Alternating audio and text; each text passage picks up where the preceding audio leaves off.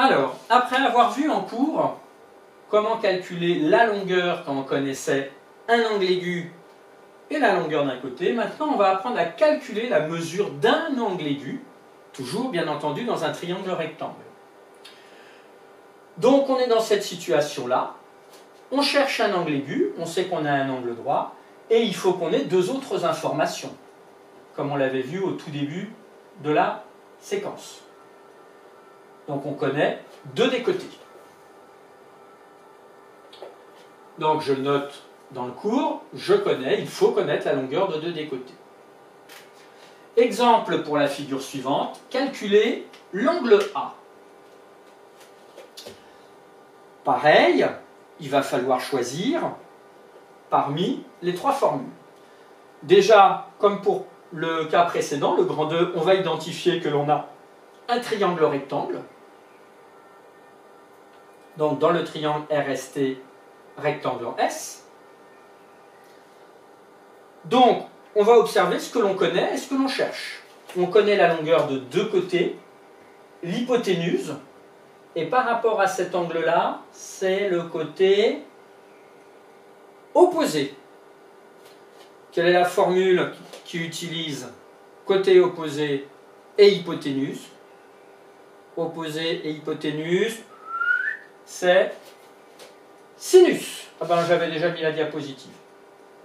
Donc sinus. Donc on marque sinus de l'angle A égale le côté opposé ST divisé par l'hypoténuse RT. Après, bah, ça va être un peu classique, hein, ça va être comme d'habitude. On va remplacer les valeurs connues. Donc ça nous fait 6 sur 14. Alors là, éventuellement, on peut simplifier. Si c'est 14, ils sont tous les deux multiples de 2.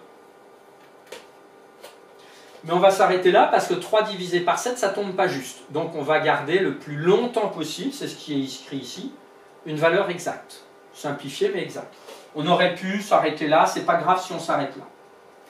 Et puis après, donc, pardon, je vais laisser, là il faut que tu prennes en note, donc mode pause. Puis après, donc j'ai repris la fin de la diapositive précédente, on prend obligatoirement la calculatrice. Là, il n'y a pas le choix. Et on va utiliser la fonction sin exposant moins 1. Alors c'est là où ça ne va pas forcément être très pratique et il y aura peut-être des questions. Il faudra venir me voir en réunion. Parce que pour ceci, en fonction des modèles, on n'accède pas de la même manière. Et on va taper sin moins 1, 2, entre parenthèses, parce que c'est de tout ça, 3 septièmes. On aurait pu mettre aussi 6 quatorzièmes. Et on écrira, d'où à la calculatrice, l'angle A environ égal à 25,4 degrés. Là, il y a bien une unité, c'est un angle. Hein. Ce n'est pas sinus, cosinus ou tangente, où il n'y aurait pas d'angle. Là, c'est un angle. Arrondi au dixième. Qui est bien, on observe un angle aigu. Sauter une ligne, on remarque, pareil, pour choisir, je l'avais déjà dit avant mais j'insiste, pour choisir entre cosinus, sinus et tangente, il faut bien observer ce que l'on connaît et ce que l'on cherche au début.